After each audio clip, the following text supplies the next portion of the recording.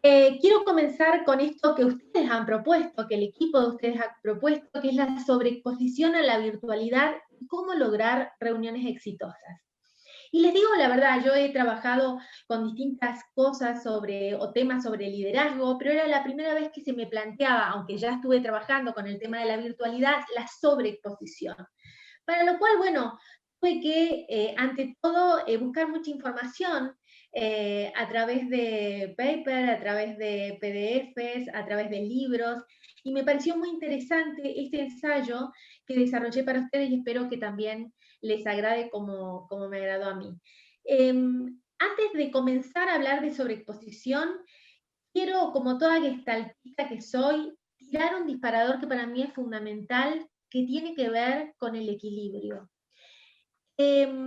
Y voy a explicarle por qué el equilibrio. Todos sabemos que el equilibrio es el estado de un cuerpo cuando la suma de todas las fuerzas y momentos que actúan en él se contrarrestan. Pero por extensión, también equilibrio significa situaciones de armonía en diversas cosas o diversas partes. Yo creo que acá, con todo lo que nos ha pasado con la tecnología y con la cuarta revolución industrial, que es a lo que se refiere hoy la virtualidad y la tecnología en el mundo, creo que es importante pensar siempre en este disparador que lo pongo de inicio para el trabajo que vamos a hacer cada uno de nosotros en el día de hoy. La situación del COVID, bueno, ha generado y acelerado ya lo que tenía que comenzar, obviamente, hace 20 años atrás o 10 años atrás. Los procesos de adaptación a la tecnología y la educación, la necesidad de virtualizar los procesos de enseñanza y aprendizaje, y nos encontramos ante situaciones especiales con esto, porque nos encontramos con gente que realmente no tenía conocimientos, profesores, alumnos que no tenían conocimiento de la virtualidad y del proceso de enseñanza. Nos encontramos acelerándonos mucho más a los dispositivos y a una conectividad de calidad, y hoy voy a hablar sobre Latinoamérica y en qué situación nos encontramos con esto. Utilizar la tecnología digital en el ámbito laboral a través del teletrabajo. Hace muy poco, en el precongreso de REDIR, de la Red Iberoamericana de Relaciones Públicas, me tocó hablar sobre el teletrabajo y las estadísticas que desde el 2019 para atrás era del 23%, hoy han subido superior al 57%. Entonces, el teletrabajo hoy está entre nosotros. Lo que aceleró toda esta situación fue justamente el COVID. Ahora, también nos ha mostrado esta situación la falta de competencias digitales. La falta de competencias digitales en todos los ámbitos, en los laborales, en el del ocio, en los familiares. Entonces, esto nos ha hecho repensar esta situación y ver de qué manera nosotros o cómo nos encontramos nosotros ante la virtualidad y cómo interactuamos con esta virtualidad. Hace algunos años, cuando los teléfonos celulares no existían, cada uno de nosotros podía saber de memoria el teléfono, la casa de un familiar, no sé, o vamos a suponer el actor de una película que nos interese. Hoy sabemos que a través de un clic, simplemente a través de un clic, ingresamos a toda esa información. Nuestro cerebro, que ahorra, y ese es su proceso, el ahorrar y no hacer más canales neuronales, se ha dado cuenta que de alguna manera utilizar la tecnología es como tener un disco externo. Ya cualquier cosa, vamos a ese disco externo. La mayoría de la gente ya investiga cuál va a ser su próximo destino de vacaciones a través de cualquier sistema virtual. Para ello, utilizan cualquier tipo de dispositivo. De hecho, a esto se le da el nombre de efecto Google. Nuestro cerebro deja de recordar la información que sabe que tendrá disponible con un par de clics, una cosa ya que ya tiene que ahorrar. Hay mucha gente que dice que, por supuesto, la virtualidad trae consecuencias negativas y es lo que vamos a ver hoy. Pero también hay mucha gente que está a favor y hay científicos y estudios que posicionan a la virtualidad como la cuarta revolución industrial y que es parte de en nuestro entorno. De hecho, una de las cosas que me llamó la atención en la última capacitación de la Red Iberoamericana que se realizó en Buenos Aires, en donde un exponente mexicano hablaba que lo único que hoy interesa es ya cómo va a ser la virtualidad, pero ya desde los cuerpos, ¿no? O sea, dice que para el 2030 ya va a ser algo totalmente natural tener el teléfono a través de un chip en el organismo. Y es una cosa que uno dice, uy, esto era lo que veíamos hace poco en una película de ciencia ficción. Bueno, no, estamos muy cerquita, 2030, nada. Entonces, toda esta revolución que está pasando, más la pandemia, ha hecho distinguir dos cosas. Uno, los países de calidad y que fueron trabajando en esta estructura durante muchísimo tiempo y en donde las habilidades digitales son diferentes, y países como algunos de Latinoamérica en donde el desarrollo es mucho más lento, y ya vamos a ver por qué, no porque a nosotros nos falta conocimiento, sino por los canales, por las plataformas que tenemos, por los sistemas, y nos ha hecho mucho más difícil llegar. Bien, uno de los neurocientíficos muy conocido, Gary Small, autor del libro El cerebro digital, nos advierte sobre el uso excesivo de la virtualidad, pero al mismo tiempo hizo estudios o análisis con distintos tipos de personas en donde explica también los beneficios. Por eso acá va nuevamente mi disparador, que es el equilibrio. O sea, si yo tengo un equilibrio dentro de la virtualidad, voy a poder sacarle el beneficio correspondiente. Ya se descubrió que el uso de la web fortalece los circuitos neuronales. Hacemos más con el cerebro gastando mucho menos energía. Y Internet, se descubrió, puede ser una fuente de ejercicios para la mente, pero obviamente la sobreexposición tiene efectos realmente negativos. Por ejemplo, la investigación de este autor señala que personas entre 55 y 76 años muestran que el uso de Internet incrementan significativamente la actividad cerebral en las áreas involucradas con el control de toma de decisiones y el razonamiento complejo. Sostiene también que Internet puede ser una fuente de ejercicios para la mente y puede atenuar la degradación provocada por la edad. Zambullirse en la alta tecnología en realidad mejora la creatividad, es algo que ya está desarrollado y se ve. Pero también se lo ha diagnosticado con el trastorno de déficit de atención y también con la adicción a Internet. Pasar frente a la computadora 10 horas por día puede reducir las aptitudes con P, de una persona para el contacto personal, como mantener una conversación cara a cara. Por ejemplo, se descubrió que la sobreexposición de estímulos a través de la tecnología mejora muchísimo todos los canales que tengan que ver con el razonamiento rápido, pero alejan a todo aquello que tenga que ver con lo social y la actitud del cara a cara, la actitud sociable del ser humano, ¿no? Lo necesario del ser humano. Si hoy nos ponemos a pensar qué es lo que nos hace falta a todos, es la reunión, es el contacto, somos seres sociables. Y esto no deja de ser una situación alejada. Hoy estar conversando con ustedes significa acercarme, pero al mismo tiempo no termina a mí como ser humano de acercarme totalmente. Algunos autores indican que esto se va a ver en la próxima década, qué ha sucedido con aquellos que han estado tan aislados, ¿sí? Por ejemplo, una de las cosas que se descubrió que me llamó mucho la atención es el tema de la gestualidad. Cuando uno comienza a estar más de 10 horas en una computadora diariamente, comienza a perder esa aptitud social. Por ejemplo, una actitud social que para nosotros es muy común es, por ejemplo, alguien está queriéndose ir y toma unos libros o algo y se va alejando a la puerta y no te dice me voy. Tus células espejos automáticamente identifican de que esa persona se va. Esa gestualidad yo la leo. Las personas que cuanto más están dentro de la virtualidad o trabajando en la virtualidad pierden la noción social de la sexualidad, un dato importantísimo para nosotros, que somos seres absolutamente sociables. Entonces, eso es algo a tener en cuenta.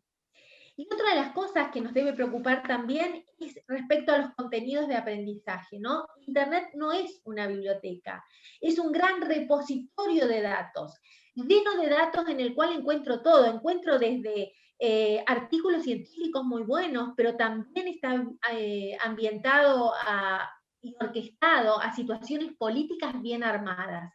Entonces, es realmente un repositorio de información. Y que encima se acompleja porque viene en distintos formatos y de distintos lugares, ¿no? No es que está en un solo lugar. Esto hace que como seres humanos tengamos que aprender a seleccionar el contenido.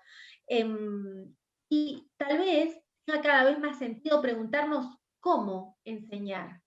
Cómo enseñar, pero también yo como alumno, como receptor, cómo tomar esa información, cómo identificar esa información. Estudios realizados, por ejemplo, evidencian que la habilidad en tecnología de la información y comunicación es la segunda necesidad formativa más reclamada por los docentes secundarios. La segunda necesidad formativa más reclamada. ¿Me van escuchando? ¿Me van siguiendo bien? Me gustaría un feedback. Perfecto. Bueno. ¿Se dan cuenta? Eso tiene que ver con la socialización. Cuando uno está trabajando en el presencial, mira las caras, se acerca a las personas, observa su kinestesia, observa su audición, son visuales, se mueve dentro del escenario. Esto hace que uno se pierda en este mundo en el que uno cree que se está acercando, pero de alguna manera a veces, bueno, otro está pensando cuándo va a terminar, el siguiente está pensando, no sé, tengo sed, etcétera, ¿no? Es como más complejo. Bien, en el 2016 se publicó el informe sobre las competencias digitales denominados DICCOM. DICCOM es un informe que se publicó en Europa que trata de para que las demás personas puedan aprender el uso seguro, crítico y creativo de la tecnología, información y comunicación en relación al trabajo, al aprendizaje, al ocio, a la empleabilidad, a la inclusión y a la participación en la sociedad. O sea que en el 2016 ya Europa estuvo trabajando en cómo darles herramientas a los ciudadanos para que puedan relacionarse con la competencia digital. A nosotros, fuera de que veníamos relacionándonos muy lentamente, siempre, yo sé que hace unos años atrás se decía que Latinoamérica estaba 20 años atrasada, yo creo que hoy con la tecnología no estamos 20 años atrasados a los primeros países del mundo, pero siempre hay un retraso, ¿no? En todo, ¿no? En información, en capacitación, y esto no se debe justamente a que hoy estamos en red todo el tiempo, se debe a lo cultural, se debe a lo social histórico dentro de nuestros países. Y eso se nota. Imagínense si hay gente que ya estuvo trabajando en esto desde el 2016, para ellos, a pesar del que COVID les sorprendió, que esta pandemia les sorprendió, pudieron incursionar en este mundo todos de una manera mucho más fácil que seguramente le ha resultado a Latinoamérica. Y esto es interesante y por eso lo quise compartir con ustedes. TikTok desarrolló 5 áreas que les pareció importante para ellos, que tiene que saber toda persona que se va a mover en la red virtual, ¿no? Primero, la alfabetización, información y datos, o sea, de qué manera tiene que informarse y recolectar datos. La comunicación y colaboración entre equipos de trabajo, la creación de contenido, la seguridad y la relación de problemas son las 5 bases en las que ellos destacaron su programa. América Latina es un tema bastante especial. Por ejemplo, 2 de cada 3 escuelas no cuentan con un ancho de banda o velocidad suficiente. 2 de cada 3 escuelas. Menos del 15% tiene acceso a ancho de banda o velocidad de internet suficiente en las escuelas rurales. Menos del 60% de los docentes de secundaria tienen habilidades técnicas y pedagógicas con respecto a los dispositivos digitales. Hay que pensar, por ejemplo, de que hay países de Latinoamérica, 158 países cerraron sus escuelas, 158 países, exceptuando Guyana Francesas, algunas de las regiones de Uruguay y no recuerdo qué otro país. Pero después los demás, todos han cerrado sus escuelas. Esto ha hecho y ha retrasado toda la información y toda la manera de comunicarse desde la virtualidad. A nosotros nos va a llevar más tiempo que a otros lugares del mundo en todas las situaciones, ¿no? Desde el teletrabajo, desde el ocio, aunque nosotros nos creemos que en el ocio estamos desarrollados, desde lo familiar, el poder interactuar de forma ordenada con el teletrabajo. La gente no entiende lo que es el teletrabajo y ahora que me toca hablar dentro de un ratito de tips de reuniones exitosas, vamos a hablar un poquitito sobre eso, ¿no? Hay gente que se relajó, pensó que se quedaba en su casa por la pandemia y te atendía como si fuera una llamada con cámara normalmente que uno hace en forma familiar, ¿no? Entonces todo esto, toda esta estructura, todo lo que nos está pasando, en realidad no es una sobreexposición en la virtualidad hoy, por lo menos en nuestros países. Desde mi punto de vista, estamos en un proceso de aprendizaje de las nuevas tecnologías, de la información, de la comunicación, que en el contexto actual de pandemia se aceleró, pero creo, específicamente en relación a la educación y al teletrabajo en Latinoamérica, aún nos falta mucho para estar en la vanguardia en relación a la virtualidad. Y como todo aprendizaje, nuestro aprendizaje es reconocer un equilibrio con respecto a nuestro tiempo en la virtualidad. Bueno, yo creo que todos podemos tener ese aprendizaje, sin olvidar que somos seres asociables y el contacto es preponderante para el desarrollo humano. Creo sinceramente de que la sobreexposición hoy en nuestro país no se está dando, seguramente algún caso específico, y para eso también quería comentarle un poquitito sobre los canales históricos de la comunicación. Por ejemplo, es necesario mencionar algún recorrido para entender las generaciones dentro del contexto histórico. ¿Qué nos está pasando con la virtualidad dentro del contexto histórico? Por ejemplo, ustedes saben que las generaciones están divididas, por ejemplo, los tradicionalistas, que van desde el 1900 a 1945, era una generación a la que prevalecía la radio, primero no había televisión, tenían una fuerte creencia en las instituciones religiosas, familiares, su lema era del trabajo a casa y de casa al trabajo. Luego vienen los baby boomers, ¿no? Los baby boomers son los que aparecen después de la Segunda Guerra Mundial y se los llama así por baby boom porque fue un exceso de la natalidad después de la Segunda Guerra Mundial y son aquellos que llegan con la televisión, el tiempo de superhéroes, aquellos que es una generación muy marcada por la posguerra, la sociedad de consumo se hace mucho más fuerte, emerge la competitividad de una manera mucho más fuerte, y luego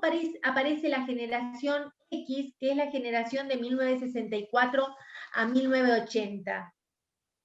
También llamados los escépticos. Yo entro dentro de esta generación, se los quiero aclarar.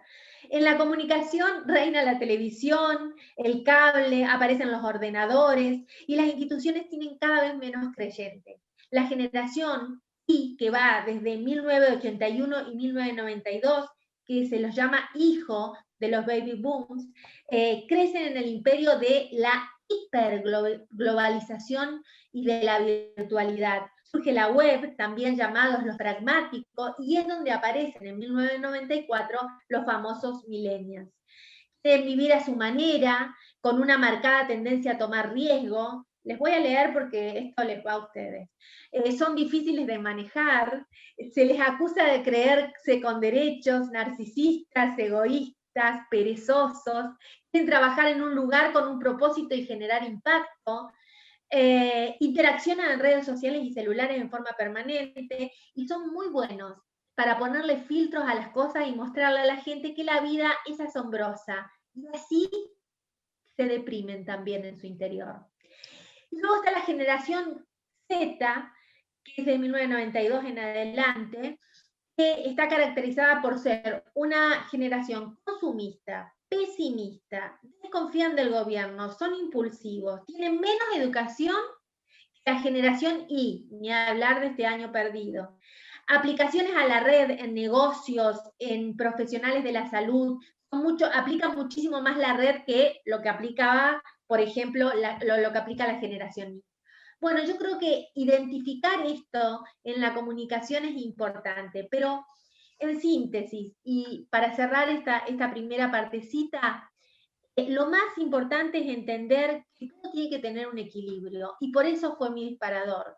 Creo que cualquier cosa que se exceda sale de la naturaleza humana. No olvidarnos de que somos seres sociables, de que es importante la tecnología, que es la cuarta revolución industrial, sin lugar a dudas, que va a estar con nosotros, va a estar con nosotros y va a seguir en el proceso con nosotros. Tenemos que aprender a compasarla, a acompañarla, y siempre dentro de los marcos que hablé en un principio. El equilibrio es fundamental, no importa de la generación que seas. Yo hice voy a compartir con ustedes un pequeño video que rescaté, que me pareció interesantísimo y espero que les guste. Y ahí sí los dejo al que va a poner el video.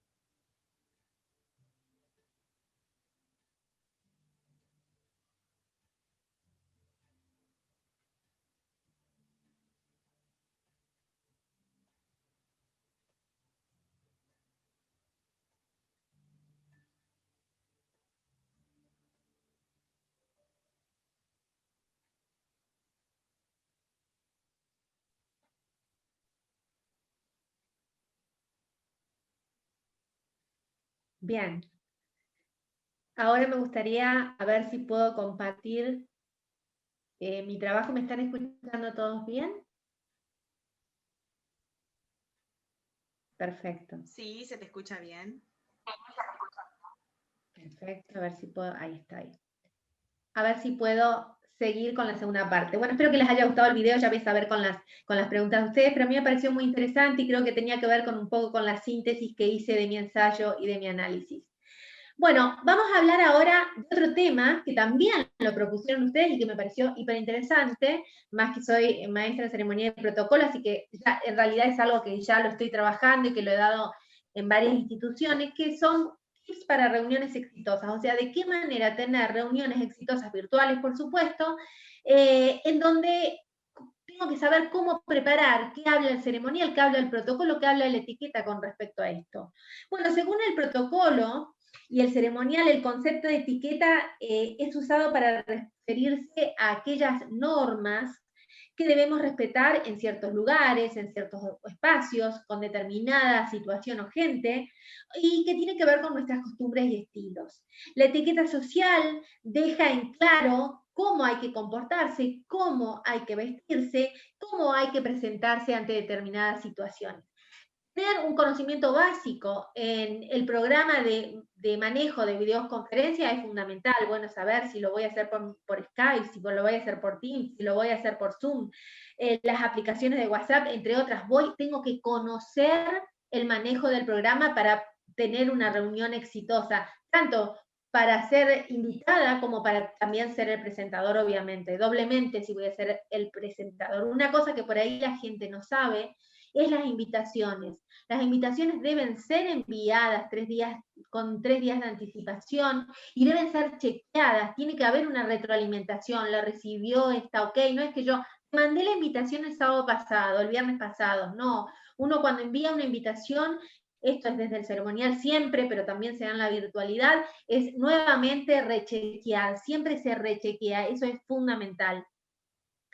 Otro es tener un espacio con un fondo limpio, con óptima iluminación y con poco ruido. Entender que es una reunión de trabajo, es una reunión de estudio en donde hay ciertos tips básicos y que tienen que ser de alguna manera respetados. El fondo blanco, no es lo mismo tener la heladera con todos los papelitos esos que antes se llamaban, o con los loguitos que traemos todos los años de algún lugar antes de la pandemia, ¿no? Que lo pegamos en la heladera, o alguna cosa que no tenga nada que ver con nosotros, o las personas que están dentro de la casa, que están deambulando de atrás para adelante, ¿no? Tiene que haber un lugar, un espacio especial para la persona para que pueda desarrollar su reunión de manera exitosa y para que tenga éxito, ¿no? El tiempo de inicio y de finalización es fundamental. La plataforma, como dije anteriormente, que se va a realizar en la videoconferencia, es importante buscar el atuendo como si fuéramos a trabajar a la oficina. Una cosa importante que la gente no entiende es que tiene que estar en imagen. Hay gente que te pone una foto o, ay, no te puedo atender, solo escuchá el audio, porque lo que pasa que recién todavía no me cambié, estoy en pijama, o sea, vos escuchás cosas que no podés creer, o sea, la etiqueta es lo mismo que si te vas a trabajar, es exactamente lo mismo. En el hombre una camisa, en la mujer una camisa, y es vestirse. Estás trabajando en un lugar que obviamente no es el lugar en el que hacías presencial, pero es exactamente lo mismo. Y eso tiene que ver con el respeto al otro. Significa que no me da igual. Y si soy relacionista público, es doblemente importante, ¿no? Presentarse, enfocarse en la reunión. Una de las cosas que debe contener la invitación, que no les dije anteriormente, es el tema de la videollamada, la hora y el día de la conexión, tener una agenda formal de qué se va a tratar, ¿no? El tiempo de inicio y de finalización y la plataforma en la que se va a realizar. Al finalizar la videoconferencia, asegurarse de salir y de cerrar de la aplicación, y cerrar la aplicación. Hay cosas vergonzosas que han aparecido y es de público conocimiento, por no cerrar la cámara, por no estar atento a cosas tan importantes como esta, ¿no? También es necesario, como les dije, ver a los invitados en el momento y presentarse, dejar presentar a cada uno de los invitados si no se conocen y si no, ir directamente a la información. Los celulares no pueden estar encendidos ni otro tipo de dispositivo. Otra de las cosas importantes, no se puede comer. Hay algo que, o sea, uno no está comiendo en una reunión de trabajo, tampoco se puede comer en una reunión virtual, ¿sí? Bueno, podés tener tu vaso de agua, pero nada más, digamos, es una reunión y tiene que haber respeto para con el otro. Son cosas que son fundamentales y que a veces nos olvidamos porque creemos que en la virtualidad todo vale. En la virtualidad no todo vale, tiene un contexto, tiene una estructura, y de hecho cada vez se está siendo más exigente por este tema. Ustedes no saben la cantidad de gente que me pregunta cómo debe hacer una videollamada, porque se ha encontrado, por ejemplo, estoy asesorando ahora una empresa en Río Negro y se ha encontrado con una reunión de secretarios en donde algunos estuvieron de bata.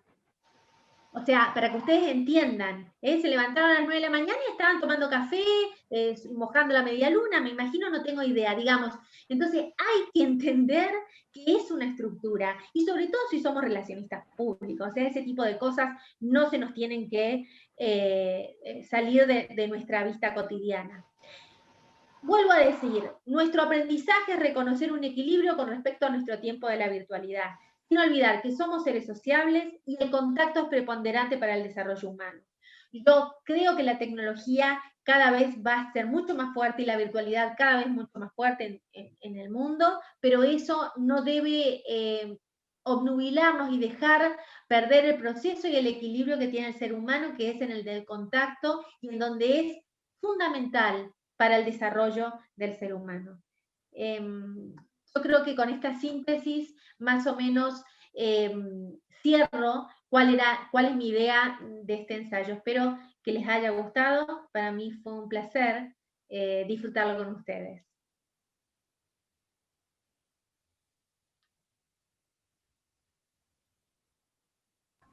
Muchas gracias Rosana por el tiempo y por lo explicado. La verdad que sobre todo a nosotros como estudiantes de la licenciatura nos sirve mucho. La verdad que lo que planteaste tiene mucho sentido. Bueno, yo lo estoy viviendo ahora, sobre todo con el tema de que tengo un hermano más chico, como que debería haber empezado primer año, cómo se complicó todo, digamos, y cómo ni nosotros mismos, estudiantes universitarios, estábamos preparados para vivir algo así, siendo cotidianos al día a día, digamos, con la tecnología. No estábamos preparados para esto, evidentemente, y está bueno saber estas cosas. Me alegra que te haya gustado, porque la idea mía era también poder que se pueda entender, digamos, que también los extremos, en esto es muy fácil llegar a extremos, ¿te das cuenta? Entonces, creo que tenemos todavía un largo camino de aprendizaje en Latinoamérica, que un poco te da cierta tristeza, un dejo de tristeza, que en otros países no, y sobre todo banda ancha, ¿no? Nosotros no tenemos calidad y si esta no se renueva anualmente, es lo mismo que no tener petróleo, digamos, ¿no? Hoy por hoy en la tecnología, y eso es algo que hay que tenerlo en cuenta. Y eso hace que nos retrasemos. Lo que ha sucedido durante este año, la cantidad de escuelas que no han podido dar sus clases y profesores que no estén capacitados, ha hecho lamentablemente de que todo este año se ha perdido para primaria, para secundaria, para terciaria, porque pocos son aquellos profesionales que tienen la pedagogía en la virtualidad. O sea que eso es algo sí preocupante y es algo en lo que vamos a tener que trabajar todos los profesionales en nuestra área también, ¿no?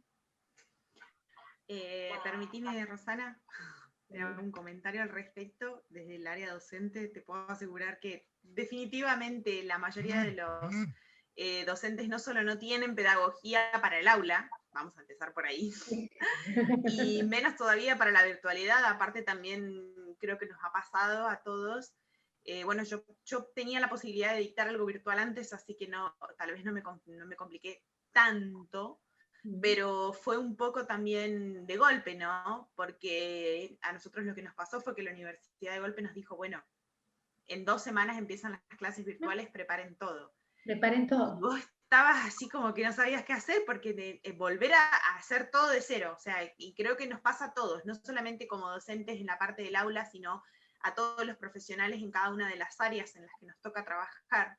De golpe nos tuvimos que encontrar con la necesidad de ponernos al día, de volver a conectar, ¿sí? Y demás. Y nos fuimos capaz que al otro extremo, ¿sí? A esa sobreexposición. A decir, bueno, como tengo que hacer reuniones, ahora de golpe quiero hacer reuniones todo el tiempo, cada rato, mando mensaje, mando audio, solicito, pido, mando mail, todos los días un mail. Entonces resulta que nos encontramos, ¿no es cierto?, en el otro extremo. Entonces creo que lo más importante es encontrar, como decías vos, ese equilibrio, ¿no? Lograr la conexión, pero a la misma vez no cansar a la otra persona, ya sea nuestro cliente, sea nuestro colega o sean nuestros alumnos. Y creo que eso es lo más difícil, ¿no?, de lograr ese equilibrio. Así que te súper agradezco porque la verdad que me parecieron muy importantes todos los tips que acabas de compartir con nosotras. No sé si hay alguien más que tenga alguna pregunta, por ahí es el momento. Yo no tengo una pregunta, pero no me quería quedar con esto guardado porque, no sé, no me gusta. Cuando se refirió al tema de las segmentaciones de edades y de clasificaciones, yo sinceramente no estoy muy a favor de clasificarlos por generaciones y decir, esta persona es, no sé, personas de 30 años en adelante, o sea, menores de 30 años son cortoplacistas, y está bien, lo son, y todo lo que dijo, pero lo que voy es, ¿quién clasifica esto? Está bien, hay un estudio que demuestra tal cosa, pero no sé si es malo tampoco, o es negativo o positivo, es lo que la tecnología nos brinda también, esto, digamos, o sea, lamentablemente en materia de entretenimiento, tenés todo en un clic, digamos, en un celular, y está bien, no hay que abusar, entiendo a lo que va, pero hay que saber aprovecharlo y no condenar a cierta generación por decir, no se conforman con esto, critican todo, y está bien, tener un pensamiento crítico también es positivo, y para bien o para mal es lo que nos queda, o sea, confiar en las generaciones que siguen y nada más. Sí, hay que recordar algo. Hay que recordar que esto es un análisis de la gestión de la comunicación según algunos autores. Por supuesto, uno puede tomar o dejar de tomar, puede estar de acuerdo o no estar de acuerdo. Son estudios y análisis en donde identifican las generalidades y por supuesto hay excepciones. Y sin lugar a dudas, gracias a las excepciones seguramente tendremos grandes líderes y gracias a las excepciones tendremos gente que piensa desde otro lugar, o tal vez desde la generalización salga algo totalmente distinto. Yo lo que pienso es que uno debe participar a los demás de qué se trata la comunicación generacional, porque es algo que se ha analizado y se ha estudiado. Estar de acuerdo y no de acuerdo me parece correcto y entiendo tu posición, pero también hay que comprender de que son todos estudios de generaciones, que no significa que digamos que sean un 100%, un 100% que vos estés de acuerdo, pero que de alguna manera delimitan qué tipo de generación va pasando de uno a uno. Y está bueno para el contexto social, ¿ves? El contexto histórico, para que comprendas. Los que pasaron una Segunda Guerra Mundial pensaban de una manera, y las generaciones pensaban si vos vas y te sentás con tu abuelo, seguramente piensa totalmente distinto a tu papá, y tu papá piensa totalmente distinto a vos, y tu hermano piensa totalmente diferente a vos. Entonces, eso es lo que marca de alguna manera lo sociocultural e histórico. Lo que hay que tener en cuenta es esto, no quedarse con lo negativo, sino quedarse con la identificación de las generaciones y qué le va pasando con todo esto, ¿no? ¿Qué le está pasando con todo este esquema que aparece hoy, esta cuarta revolución industrial? Porque esto es lo importante. Así como apareció la revolución industrial y cambió el mundo del trabajo, la cuarta revolución industrial es la tecnología y cambia las mentes de las personas. Y hay que entender desde lo generacional eso. Después compartir a los autores o no, por supuesto cada uno lo hace de manera personal, pero me pareció bien también que lo digas.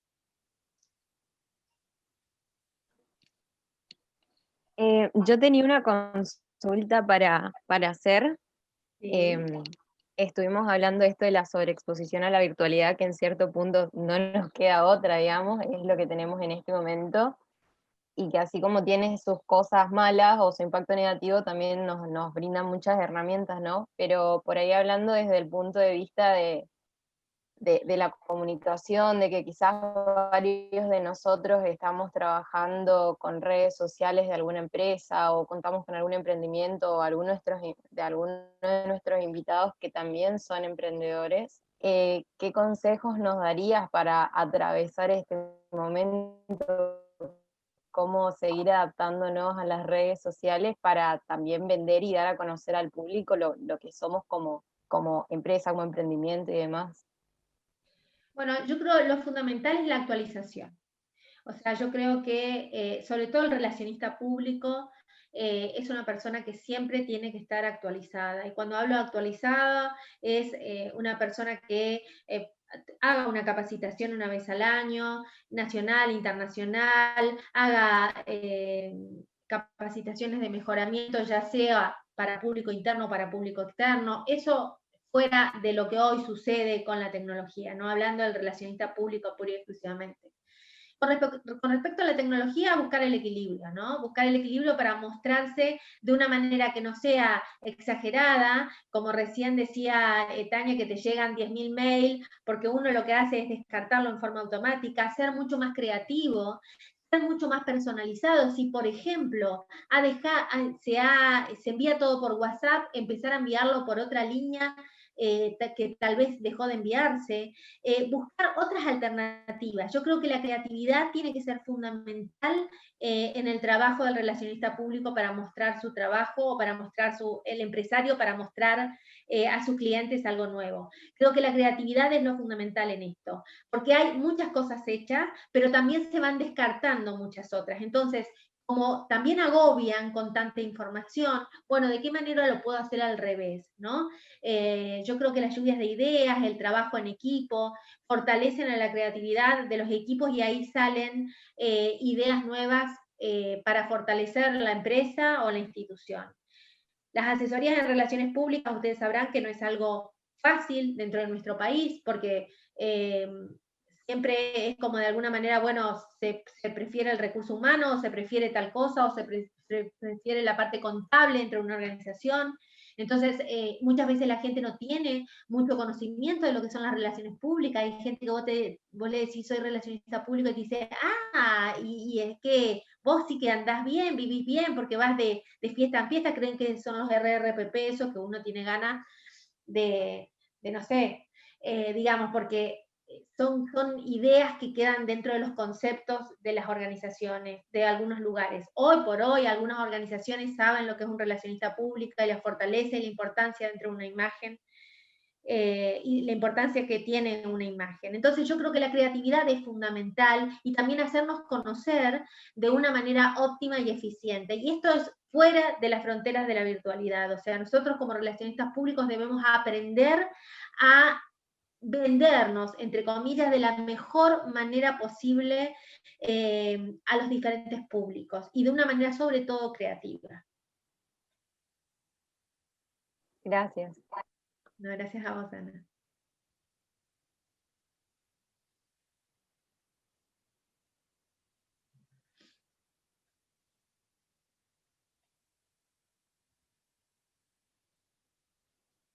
No sé si hay otra pregunta. Si no, le damos paso al modelador. Yo tengo una pregunta más. Sí. En relación nos dijo que tienen estudios en Gestalt. Sí. Como curiosidad, ¿cómo lo aplica usted al área de las relaciones públicas que nos pueda servir?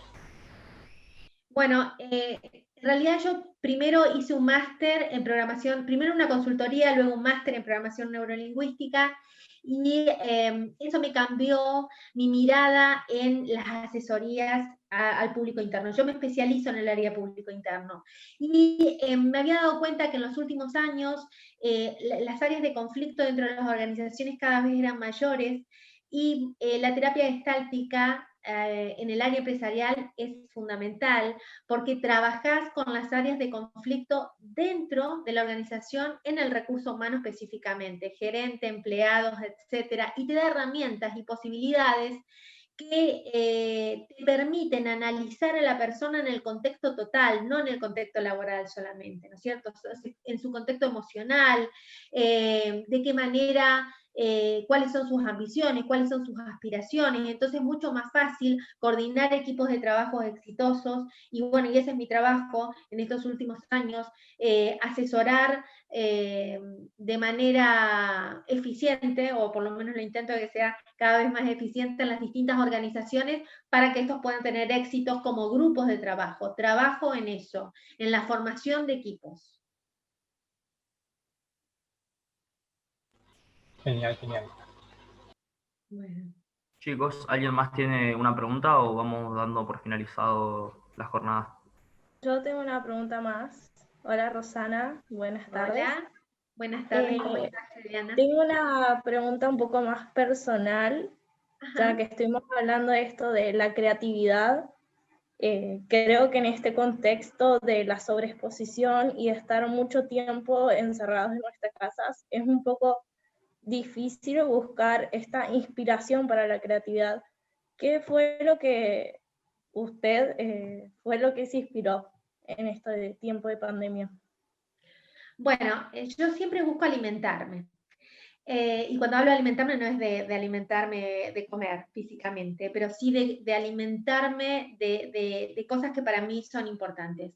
Yo me capacito en forma permanente, leo mucho, trato de salir de los entornos virtuales, tengo mis espacios, hago algún tipo de deporte que lo pueda desarrollar en mi casa en este momento, utilizo la naturaleza, utilizo parte de mi casa, porque estamos hablando de los espacios de uno, en donde me puedo desconectar, escribo, soy autora de 2 libros, en este momento también estoy escribiendo, que no tienen nada que ver con las relaciones públicas, es un libro para niños y otro para adultos, que está basado un poco en Gestalt.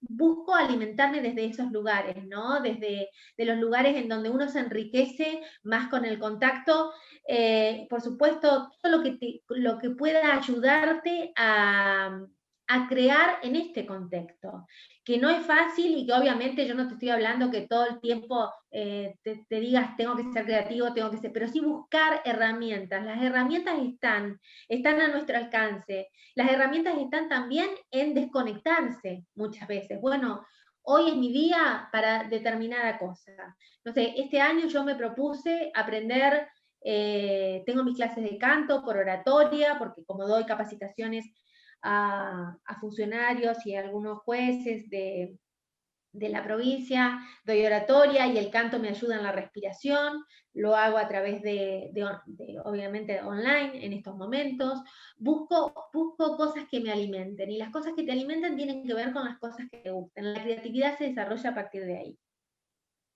Eso es lo que pienso yo. Después cada uno. Buenísimo, muchas gracias. De nada.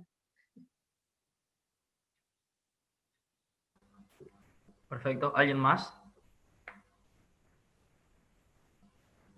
Bueno, nada, acá desde la cátedra, Rosana, y desde mi parte te agradecemos por el tiempo y por darte el espacio para venir a enseñarnos esto. Muchas gracias. Gracias a ustedes, gracias por escucharme. Un saludo a todos y nos vemos muy prontito. Gracias. Muchísimas gracias, Rosana. Gracias por tu tiempo. Gracias a todos los presentes. Gracias, Tania.